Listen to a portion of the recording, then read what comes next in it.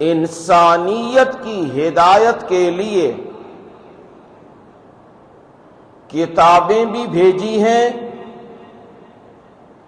اور انبیاء کو بھی بھیجا ہے، آئین اور دستور بھی بھیجا ہے، اور اس آئین و دستور کی تشریح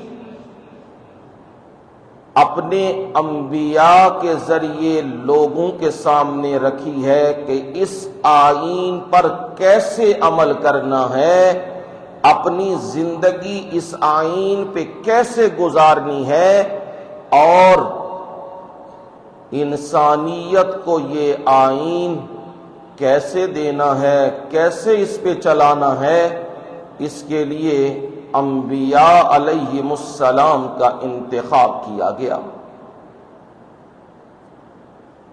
ہر دور میں انبیاء نے اپنی محنت ماری ہے، مخلوق کو وہ پیغام پہنچایا ہے جو پیغام اللہ کا ہے اور جو رب کی وحی ہے۔ ان کے پیغام کے نتیجے میں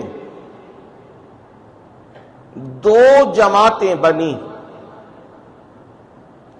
ایک اس پیغام، اس میسج کو ماننے والے، اور ایک اس میسج کا انکار کرنے والے۔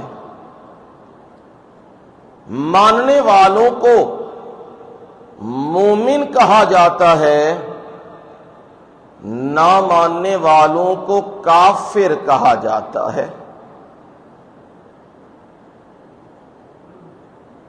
لیکن جو محنتیں نبیوں نے ماری ہیں، ان محنتوں میں کوئی شک نہیں اور کوئی شبہ نہیں ہے۔ اگلا معاملہ اللہ کا ہے، کتنے ان پر ایمان لائے اور کتنوں نے انکار کیا۔ جیسا کہ احادیث میں آتا ہے، رسول اللہ صلی اللہ علیہ وسلم نے فرمایا، قیامت کے دن کتنے انبیاء ایسے آئیں گے جو میدان محشر میں تنہا آئیں گے، اکیلے، کوئی بندہ ان کے ساتھ نہیں ہوگا۔ یہاں تو بیماری پڑی ہوئی ہے اکثریت اور جمہوریت، جہاں دیکھا 4 بندے ہیں، فوراً فیصلہ کر لیا کہ یہ ٹھیک ہے، یہ صحیح ہیں۔ یہ نہ دیکھا کہ قرآن کے دلائل کیا کہتے ہیں، نبی کی سنت کیا کہتی ہے، فیصلہ تو اس پہ ہونا چاہیے۔ لیکن آج جمہوریت اور اکثریت اس کو لے کے فیصلے کر دیے جاتے ہیں۔ تو یہاں بھی دیکھیے کتنے نبی آئیں گے، اکیلے آئیں گے، تنہا آئیں گے، کوئی ان کے ساتھ نہیں ہوگا۔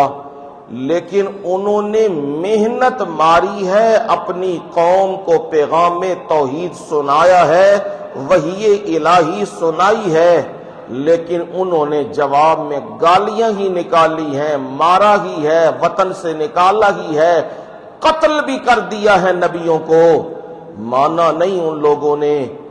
تو یہ سمجھ جائیے کہ یہ ہدایت کس کے اختیار میں ہے؟ اللہ تعالی کے اختیار میں ہے۔